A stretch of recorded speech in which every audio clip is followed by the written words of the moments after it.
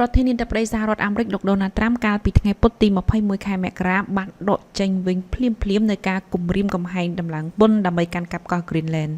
លោកបានបដិសេធការប្រើប្រាស់កម្លាំងហើយបានបញ្ជាក់ថាកិច្ចព្រមព្រៀងមួយជិតនឹងចេញជារូបរាងហើយដើម្បីបញ្ចប់ចំនួនលើទឹកដីរបស់ដាណាម៉ាមួយនេះដែលជាចំនួនធ្វើឲ្យមានការបែកបាក់ទំនាក់ទំនងរបស់ NATO លោកដូណាល់ត្រាំបានអះអាងថាសម្ព័ន្ធមិត្តតំបន់អាក់ទិកបានបង្កើតកិច្ចព្រមព្រៀងថ្មីមួយ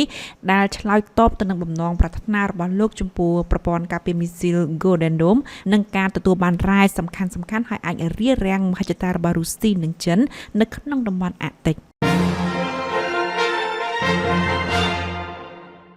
កាលពីថ្ងៃពុធទី21ខែមករាប្រធានាធិបតីរុស្ស៊ីលោក Vladimir Putin បានថ្លែងថាទីក្រុងមូស្គូអាចនឹងបង់ប្រាក់ចំនួន$1000 លានចេញពីទ្រព្យសម្បត្តិដែលត្រូវបានបង្ក$1000 លាននេះគឺជាវិភាគទានចាំបាច់ដើម្បីទទួលបានសមាជិកភាពអចិន្ត្រៃយ៍នៅក្នុងក្រុមប្រឹក្សាសន្តិភាពដែលជាអង្គការអន្តរជាតិថ្មីមួយស្នើឡើងដោយប្រធានាធិបតីអាមេរិកលោក Donald Trump នៅក្នុងកិច្ចប្រជុំនៃក្រុមប្រឹក្សាសន្តិសុខរុស្ស៊ីទីក្រុងមូស្គូលោក Putin បានបញ្ជាក់ថាលោកបានណែនាំឲ្យក្រសួងការបរទេសរុស្ស៊ីសិក្សាលើសំណើដើម្បីចូលរួមក្នុងស្ថាប័នថ្មីដែលផ្ដួចផ្ដើមដោយសហរដ្ឋអាមេរិកនេះនិងសម្របសម្រួលជំហរជាមួយបណ្ដាប្រទេសជាដៃគូ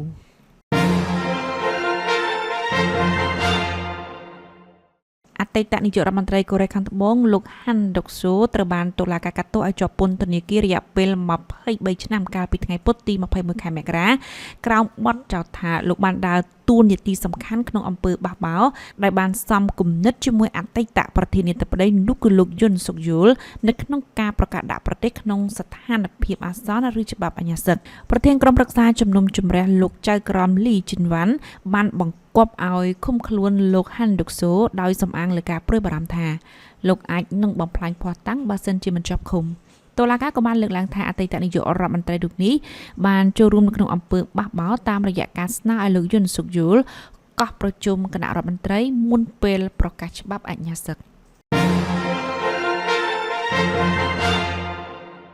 ប្រព័ន្ធផ្សព្វផ្សាយផ្លូវការរបស់អ៊ីរ៉ង់បានឲ្យដឹងនៅថ្ងៃពុធទី21ខែមករាថាមនុស្សចំនួន3117នាក់ត្រូវបានសម្លាប់អំឡុងពេលនៃការធ្វើបាតុកម្មដែលបានផ្ទុះឡើងដំបូងកាលពីចុងខែធ្នូជាបាតុកម្មតវ៉ាដែលសកម្មជនសិទ្ធិមនុស្សនានាលើកឡើងថាត្រូវបានបង្ក្រាបយ៉ាងសាហាវសេចក្តីថ្លែងការណ៍របស់មូលនិធិសម្រាប់អតីតយុទ្ធជន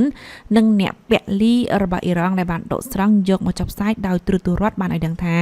ក្នុងចំណោមតួលេខអ្នកស្លាប់នោះមានមនុស្សចំនួន2427នាក់រួមទាំងសមាជិកនៃកងកម្លាំងសន្តិសុខផងត្រូវបានចាត់ទុកថា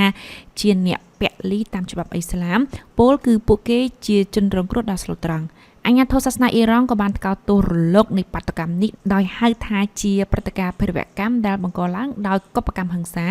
និងមានការញុះញង់ពីសហរដ្ឋអាមេរិក